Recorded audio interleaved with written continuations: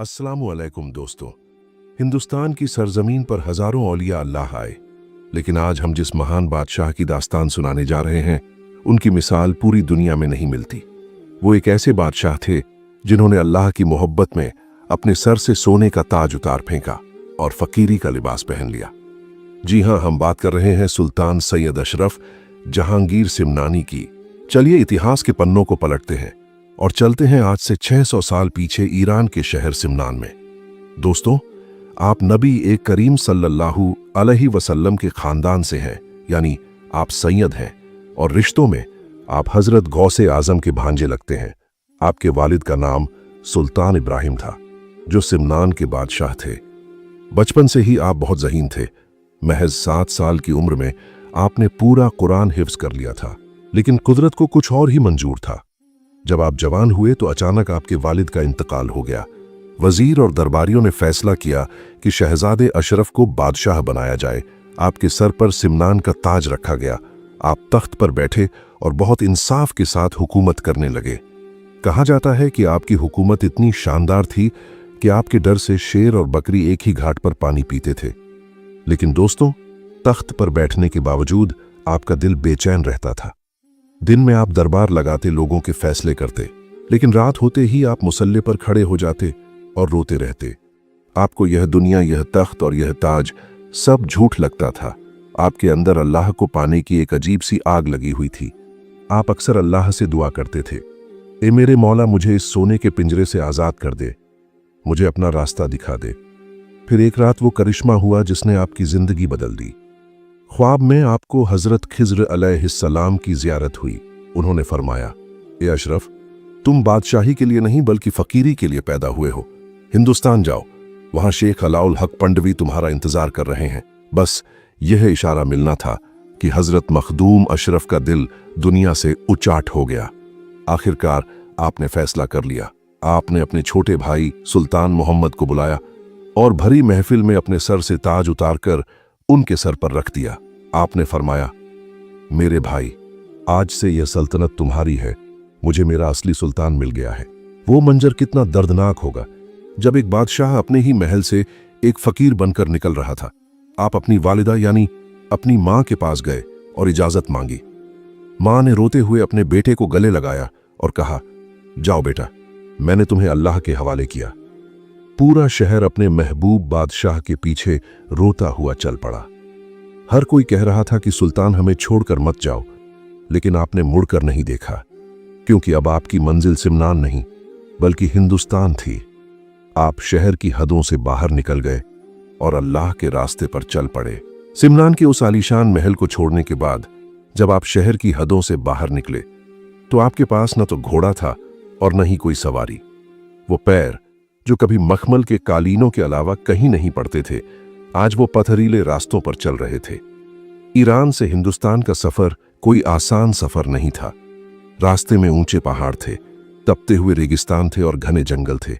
आप दिन भर सफर करते और रात को किसी दरख्त के नीचे या किसी मस्जिद के कोने में सो जाते। खाने के लिए कभी सूखी रोटी मिल जाती तो खा लेते, वरना कई कई दिन तक पानी पीकर गुजारा करते। लोग आपको देखते तो समझते कि यह कोई मामूली फकीर है। उन्हें क्या खबर थी कि यह फटे पुराने कपड़ों में सिमनान का बादशाह जा रहा है। सफर करते करते आप हिंदुस्तान की सरहद में दाखिल हुए और मशहूर शहर उच्च शरीफ पहुंचे। उस जमाने में उच्च शरीफ रूहानियत का बहुत बड़ा मरकज हुआ करता था।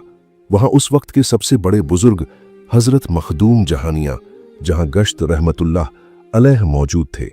जब आपकी उनसे मुलाकात हुई तो वो आपको देखते ही पहचान गए, क्योंकि अल्लाह वालों की नजर बहुत तेज होती है। उन्होंने आपको गले लगाया और बहुत इज्जत दी। किताबों में आता है कि हजरत मखदूम जहानिया जहां गश्त ने ही आपको जहांगीर का लक़्ब दिया था। उन्होंने फरमाया था कि ए अशरफ, तुम सिर्फ सिमनान के बादशाह नहीं हो बल्कि तुम जहांगीर हो, यानी पूरी दुनिया को जीतने वाले हो, लेकिन तलवार से नहीं बल्कि अपनी मोहब्बत और रूहानियत से। वहां से ढेर सारी दुआएं और रूहानी खजाने हासिल करके आप आगे बढ़े। आपका सफर जारी रहा और आप दिल्ली होते हुए बिहार शरीफ पहुंचे। कुदरत का निजाम देखिए कि जिस दिन आप बिहार शरीफ पहुंचे उसी दिन वहां के महान वली हजरत मखदूम शरफुद्दीन यहिया मनेरी रहमतुल्लाह अलैह का विसाल हुआ था। उनका जनाजा तैयार था और हजारों लोग मौजूद थे, लेकिन जनाजा उठाया नहीं जा रहा था, क्योंकि हजरत की वसीयत थी कि मेरी नमाजे जनाजा वो शख्स पढ़ाएगा जो सही मायनों में तारिक उल सल्तनत हो, यानी जिसने अल्लाह के लिए अपनी बादशाहत छोड़ी हो। जब हजरत मखदूम अशरफ वहां पहुंचे तो लोगों ने पहचाना कि यह वही सिमनान के बादशाह हैं जिन्होंने अल्लाह के लिए अपना तख्त छोड़ दिया है। आपने आगे बढ़कर उनकी नमाज जनाजा पढ़ाई और उन्हें कांधा दिया। कहा जाता है कि हजरत मखदूम यहिया मनेरी की रूहानी विरासत का एक खास हिस्सा आपको भी मिला। इन तमाम बुजुर्गों से फैज लेते हुए आखिरकार महीनों और सालों के लंबे सफर के बाद वो घड़ी आ ही गई जिसका आपको बेसब्री से इंतजार था। आप बंगाल की सरजमीन पर कदम रख चुके थे। पंडुआ शरीफ की हवाओं में आपको अपने पीर की खुशबू आने लगी थी। उस वक्त पंडुआ शरीफ में हजरत शेख अलाउल हक पंडवी रहमतुल्लाह अलैह का डंका बजता था। वो चिश्तिया सिलसिले के बहुत बड़े बुजुर्ग थे। अब आप अपनी मंजिल के बिल्कुल करीब थे, लेकिन आपको मालूम नहीं था कि मंजिल पाने के बाद आपके पीर आपका कैसा सख्त इम्तिहान लेने वाले हैं। जिस दिन आप पंडुआ शरीफ पहुंचे उस दिन एक अजीब वाकया पेश आया। हजरत शेख अलाउल हक पंडवी को कश्फ के जरिए मालूम हो गया था कि सिमनान का वो शहजादा आ रहा है जिसका मुझे बरसों से इंतजार था। आमतौर पर हजरत शेख अपनी खानकाह से बाहर नहीं निकलते थे, लेकिन उस दिन आपने अपने खादिमों से कहा कि चलो आज हमें किसी खास मेहमान का स्वागत करने जाना है। आप अपनी पालकी में सवार हुए और शहर के बाहर उस रास्ते पर जाकर खड़े हो गए जिधर से मखदूम अशरफ आ रहे थे। जरा उस मंजर के बारे में सोचिए। एक तरफ से एक नौजवान आ रहा है जिसके कपड़े धूल से अटे हुए हैं, जिसके पैरों में छाले पड़े हुए हैं और चेहरे पर सफर की थकान है, लेकिन माथे पर विलायत का नूर चमक रहा है। और दूसरी तरफ जमाना ए कुतुब हजरत शेख अलाउल हक पंडवी उनका इंतजार कर रहे हैं। जैसे ही हजरत मखदूम अशरफ की नजर अपने पीर के चेहरे पर पड़ी, आपके जिस्म में बिजली सी दौड़ गई। आपको यकीन हो गया कि यही वो दरवाजा है जहां मेरा सर झुकना चाहिए। आप दौड़ते हुए आगे बढ़े और हजरत शेख की पालकी के कदमों में गिर पड़े। आपकी आंखों से आंसुओं की झड़ी लग गई। हजरत शेख अलाउल हक पंडवी अपनी पालकी से नीचे उतरे। आपने मखदूम अशरफ को जमीन से उठाया और अपने सीने से लगा लिया। काफी देर तक दोनों खामोश रहे, बस आंसू बोलते रहे। फिर हजरत शेख ने फरमाया, अशरफ, तुमने आने में बहुत देर कर दी। मैं कब से तुम्हारी राह देख रहा था। इसके बाद हजरत शेख आपको अपनी खानकाह में ले आए। लेकिन दोस्तों, विलायत का रास्ता इतना आसान नहीं होता। पीर ने बादशाह के नफस को मारने के लिए सख्त इम्तिहान लेने का फैसला किया। खानकाह के बाकी मुरीदों को अलग काम दिए जाते, लेकिन आपको सबसे मुश्किल काम दिया जाता। कभी लंगर के लिए लकड़ियां जंगल से काट कर लाना, तो कभी खानकाह के मेहमानों के लिए पानी भरना। आपने हर काम को अपनी खुशनसीबी समझा। इतिहास में आता है कि जब हजरत शेख अलाउल हक पंडवी कहीं सफर पर जाते तो आप पालकी में सवार होते थे। उस वक्त मखदूम अशरफ जहांगीर सिमनानी अपने पीर की मोहब्बत में उस भारी पालकी को अपने कंधे पर उठाते थे। जरा सोचिए, वो कंधा जिस पर कभी शाही लिबास सजता था, आज वो अपने पीर की पालकी का बोझ उठा रहा था। यही वो अदा थी जिसने आपको अपने पीर का महबूब बना दिया। लेकिन सबसे कड़ा इम्तिहान अभी बाकी था। एक दिन हजरत शेख ने आपको बुलाया और एक प्याला आपके हाथ में थमाया और वो हुक्म दिया जिसे सुनकर किसी भी इंसान का नफ्स बगावत कर दे। हजरत शेख ने फरमाया, अशरफ, जाओ और पंडुआ के बाजार में जाकर लोगों से भीख मांगो। जो कुछ मिले उसी से अपना और अपने फकीर भाइयों का पेट भरो। जरा सोचिए, एक वो हाथ जो कल तक हजारों सोने के सिक्के बांटता था, आज उसे फैलाने का हुक्म मिला था। शैतान ने जरूर बहकाया होगा कि तुम तो बादशाह हो, तुम भीख कैसे मांगोगे। लोग क्या कहेंगे कि सिमनान का सुल्तान अब भिखारी बन गया है। लेकिन हजरत मखदूम अशरफ ने एक पल के लिए भी नहीं सोचा। आपने अपने पीर के हुक्म के आगे सर झुका दिया। आप प्याला लेकर बाजार की तरफ चल पड़े। पंडुआ के बाजार में एक अजीब तमाशा था। लोग अपनी दुकानों पर बैठे थे और एक नूरानी चेहरे वाला फकीर हर दुकान पर जाकर सदा लगा रहा था, अल्लाह के नाम पर कुछ दे बाबा। कई लोग आपको नहीं पहचानते थे। वो आपको झिड़क देते, आपको डांट देते। कई बार लोग कहते कि हट्टे कट्टे हो, काम क्यों नहीं करते, भीख मांगते शर्म नहीं आती। यह बातें आपके दिल पर तीर की तरह लगती थीं। लेकिन आपने सब्र का दामन नहीं छोड़ा और हर हाल में मुस्कुराते रहे। तकरीबन 12 साल तक आपने अपने पीर की ऐसी ही सख्त खिदमत की। आपने अपने नफ्स को पूरी तरह कुचल दिया। आखिरकार वो दिन आ ही गया जब सोना तपकर कुंदन बन गया। हजरत शेख अलाउल हक पंडवी ने एक दिन महफिल सजाई और सबके सामने हजरत मखदूम अशरफ जहांगीर सिमनानी को अपना खलीफा बनाया। आपने उन्हें चिश्तिया और कादरिया सिलसिले की इजाजत दी और फिर फरमाया, ए अशरफ, अब तुम तैयार हो, जाओ और हिंदुस्तान के उस हिस्से को रोशन करो जिसे किचौछा कहते हैं। वहां बहुत अंधेरा है, वहां कुफ्र और जादू का जोर है। तुम्हें वहां जाकर हक का चिराग जलाना है। अपने पीर का हुक्म सर आंखों पर रखकर आप पंडुआ शरीफ से रुखसत हुए और अपने साथियों के साथ उस अनजान सफर पर निकल पड़े। सफर करते करते आखिरकार आप उस इलाके में पहुंच गए जिसे आज दुनिया किचौछा शरीफ के नाम से जानती है। लेकिन दोस्तों, उस जमाने में किचौछा शरीफ आज जैसा नहीं था। वो एक बसा बसाया शहर नहीं था, बल्कि वो एक बहुत ही भयानक और घना जंगल था। वहां चारों तरफ बड़े बड़े काले दरख्त थे, जिनकी वजह से दिन में भी वहां सूरज की रोशनी जमीन तक नहीं पहुंचती थी। उस जंगल के बारे में आसपास के लोगों में बहुत डर फैला हुआ था। जब आप जंगल के किनारे पहुंचे तो वहां के कुछ लोगों ने आपको रोक लिया। उन्होंने हाथ जोड़कर कहा, फकीर बाबा, आप अंदर मत जाइए, ये मौत का जंगल है। यहां जो भी जाता है वो कभी जिंदा वापस नहीं आता। हमने अपनी आंखों से वहां जाने वालों की लाशें भी वापस आते नहीं देखी। हजरत मखदूम अशरफ ने बड़ी नरमी से पूछा कि आखिर ऐसी क्या बात है। तो लोगों ने बताया कि इस जंगल के बीच में एक बहुत बड़ा तालाब है और उस तालाब के पास एक बहुत ही खतरनाक जादूगर योगी रहता है। उसने कसम खा रखी है कि वो अपनी जमीन पर किसी दूसरे धर्म के फकीर को टिकने नहीं देगा। उसके पास हजारों खौफनाक जिन्नात की फौज है जो पलक झपकते ही इंसान को खत्म कर देती है। यह सुनकर आपके साथियों के चेहरों पर फिक्र की लकीरें आ गईं। लेकिन कुर्बान जाइए हजरत मखदूम अशरफ के जलाल पर, आपके चेहरे पर जरा सा भी खौफ नहीं था, बल्कि एक मुस्कुराहट थी। आपने फरमाया, हम यहां अपनी मर्जी से नहीं आए हैं, हमें हमारे पीर ने भेजा है और जिसके साथ अल्लाह हो उसका कोई जादूगर कुछ नहीं बिगाड़ सकता। ये कहकर आपने बिस्मिल्लाह पढ़ी और उस खौफनाक जंगल में कदम रख दिया। जैसे ही आप जंगल के अंदर दाखिल हुए, माहौल एकदम बदल गया। हवाएं तेज चलने लगीं, अजीब अजीब डरावनी आवाजें गूंजने लगीं। ऐसा लग रहा था जैसे पूरा जंगल आपको डरा कर भगाना चाहता हो। लेकिन आप बड़ी शान से चलते रहे। आखिरकार आप जंगल के बीचों बीच पहुंचे जहां वो तालाब था। आपने उसी तालाब के किनारे एक सूखे हुए दरख्त के नीचे अपना डेरा जमा लिया। उधर जब उस जादूगर योगी को अपने जिन्नात के जरिए खबर मिली कि कुछ मुसलमान फकीर मेरे इलाके में घुस आए हैं, तो वो गुस्से से पागल हो गया। उसने अपने चेलों और जिन्नात को हुक्म दिया कि जाओ और उन फकीरों को डराकर भगा दो। जादूगर का हुक्म मिलते ही अचानक जंगल में आंधी चलने लगी, पत्थर बरसने लगे और आग के शोले गिरने लगे। ऐसा लग रहा था जैसे आसमान से आग बरस रही हो। आपके साथी यह मंजर देखकर घबरा गए। तब हजरत मखदूम अशरफ जहांगीर सिमनानी अपनी जगह से उठे।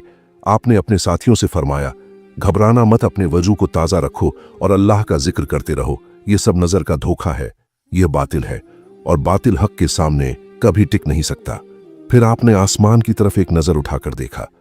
दोस्तों, इतिहास गवाह है कि जैसे ही उस वली की नजर उठी, वो सारी आंधी, वो सारा तूफान एकदम से थम गया। जो आग के शोले बरस रहे थे वो ठंडे पड़ गए। जादूगर के भेजे हुए जिन्नात आपके नूरानी चेहरे को देखकर थर थर कांपने लगे और उल्टे पैर भाग खड़े हुए। जब उस जादूगर ने देखा कि उसका कोई भी जादू उन फकीरों पर असर नहीं कर रहा, तो वो गुस्से से आग बबूला हो गया। उसने अपनी गद्दी छोड़ दी और खुद मैदान में आने का फैसला किया। वो योगी अपने पूरे लश्कर के साथ हजरत मखदूम अशरफ के सामने आ पहुंचा। उसने देखा कि हजरत बड़े सुकून से बैठे हैं। उसने अपनी जादुई ताकत दिखाने के लिए अपनी लाठी हवा में उछाली और कुछ मंत्र पढ़े। देखते ही देखते वो लाठी एक बहुत बड़ा और खतरनाक सांप बन गई। वो सांप फन फैलाकर फुंकारता हुआ हजरत की तरफ दौड़ा ताकि आपको डस ले। यह मंजर देखकर आपके साथ ही सहम गए, लेकिन हजरत मखदूम अशरफ अपनी जगह से जरा भी नहीं हिले। आपने अपने हाथ में मौजूद अस्सा मुबारक यानी अपनी लाठी को जमीन पर मारा और अल्लाह का नाम लेकर उसे उस सांप की तरफ कर दिया। कुदरत का करिश्मा देखिए, जैसे हजरत मूसा अलैहिस्सलाम की लाठी ने जादूगरों के सांपों को निगल लिया था, वैसे ही हजरत मखदूम अशरफ के असा मुबारक ने उस जादुई सांप को खत्म कर दिया। जब योगी ने देखा कि उसका सबसे बड़ा वार खाली गया तो उसने आसमान की तरफ उड़ने की कोशिश की ताकि वो ऊपर से आग बरसा सके। वो हवा में कुछ ऊपर गया ही था कि हजरत मखदूम अशरफ ने अपनी नजर उठाई। आपने सिर्फ एक उंगली का इशारा किया, आपकी विलायत की ताकत ने उसे हवा में ही जकड़ लिया। वो उड़ता हुआ जादूगर एक कटी हुई पतंग की तरह धड़ाम से जमीन पर आ गिरा। उसकी सारी शक्तियां खत्म हो गईं और वो दर्द से तड़पने लगा। उस पल उसे एहसास हो गया कि जिसका सामना वो कर रहा है वो कोई मामूली इंसान नहीं बल्कि अल्लाह का सच्चा वली है। वो रेंगता हुआ आपके कदमों में आया और माफी मांगने लगा। उसने कहा, महाराज, मुझे माफ कर दे। मैंने पूरी जिंदगी जादू पर घमंड किया, लेकिन आज आपके नूर ने मेरे अंधेरे को मिटा दिया। मुझे अपनी शरण में ले लीजिए। हजरत मखदूम अशरफ ने उसे माफ कर दिया और उसे इस्लाम की दावत दी। वो योगी और उसके हजारों चेले उसी वक्त मुसलमान हो गए। जादूगर के मुसलमान होने के बाद वहां एक नई परेशानी सामने आई। उस जंगल में पीने के पानी की बहुत किल्लत थी।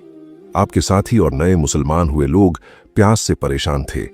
हजरत मखदूम अशरफ ने एक जगह निशान लगाकर अपने मुरीदों से कहा कि यहां खुदाई करो।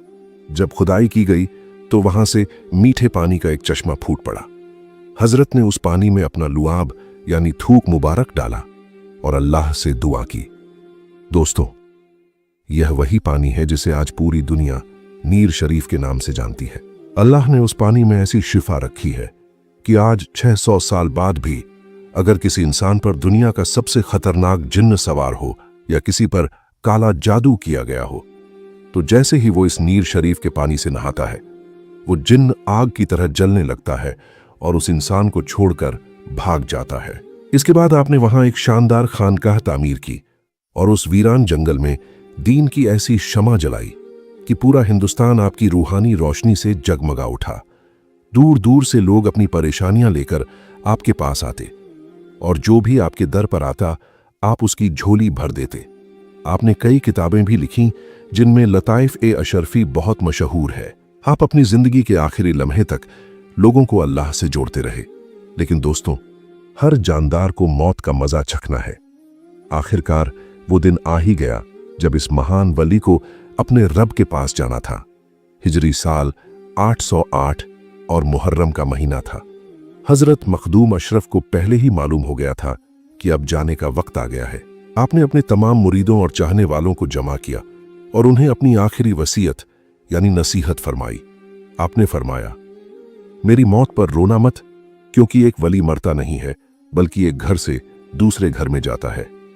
मैं अपने अल्लाह से मिलने जा रहा हूं, जो मेरी सबसे बड़ी आरजू थी। आपने यह भी फरमाया कि जो कोई भी मेरे दर पर सच्चे दिल से आएगा, अल्लाह उसकी खाली झोली जरूर भरेगा। खासतौर पर वो लोग जो रूहानी बीमारियों और जिन्नात से परेशान हैं, उनके लिए मेरा आस्ताना क़यामत तक शिफा का घर बना रहेगा। 28 मुहर्रम का दिन था। आपने जोहर की नमाज अदा की और मुसल्ले पर लेट गए। आपकी जुबान पर अल्लाह का नाम जारी था और उसी हालत में आपकी रूह जिस्म से निकलकर अपने मालिक से जा मिली। इन्ना लिल्लाहि व इन्ना इलैहि राजिऊन। जैसे ही आपके इंतकाल की खबर फैली तो कोहराम मच गया। हजारों की तादाद में लोग किचौछा शरीफ उमड़ पड़े। आपका मजार मुबारक उसी जगह बनाया गया जहां आप इबादत किया करते थे और जहां आज भी वो रूहानी तालाब यानी नीर शरीफ मौजूद है। दोस्तों, आज 600 साल से ज्यादा गुजर चुके हैं, लेकिन सुल्तान सैयद अशरफ जहांगीर सिमनानी का फैज आज भी जारी है। बड़े बड़े बादशाह आए और चले गए, लेकिन इस फकीर की बादशाहत आज भी कायम है। आज भी किचौछा शरीफ में लाखों दुखी लोग जाते हैं और हंसते हुए वापस आते हैं। वहां का जर्रा जर्रा गवाही देता है कि अल्लाह वालों की शान कभी कम नहीं होती। तो दोस्तों, ये थी वो सच्ची और रूहानी दास्तान एक ऐसे बादशाह की जिसने अल्लाह के लिए अपना ताज ठुकरा दिया और बदले में अल्लाह ने उसे दिलों की बादशाहत अता कर दी। हमें उम्मीद है कि हजरत मखदूम अशरफ जहांगीर सिमनानी की जिंदगी से आपको बहुत कुछ सीखने को मिला होगा। अल्लाह हमें भी दुनिया का लालच छोड़कर अपने रब को राजी करने की तौफीक दे। दोस्तों, आपकी जानकारी के लिए बता दें कि यह मुकद्दस दास्तान सरकार मखदूम पाक की मशहूर किताब लताइफ अशरफी से ली गई है। अब आखिर में हम दिल से दुआ करते हैं, अल्लाह, जिन दोस्तों ने भी इस वीडियो को पूरा सुना है उनकी तमाम जायज़ तमन्नाओं को पूरा फरमा, और ख़ास तौर पर अगर हमारा कोई भाई या बहन किसी जिन्नात, जादू या बीमारी से परेशान है तो ए मेरे मालिक, तू अपने महबूब मखदूम सिमनानी के सदक़े में उनकी तमाम परेशानियों को दूर फरमा दे और उन्हें शिफा अता कर। सब मिलकर कमेंट में कहें आमीन। अगर आप चाहते हैं कि हम ऐसे ही और अल्लाह वालों की दास्तान आप तक पहुंचाएं तो कमेंट में उस वली का नाम जरूर लिखें जिनकी दास्तान आप सुनना चाहते हैं। वीडियो को लाइक करें और अपने दोस्तों के साथ शेयर करें।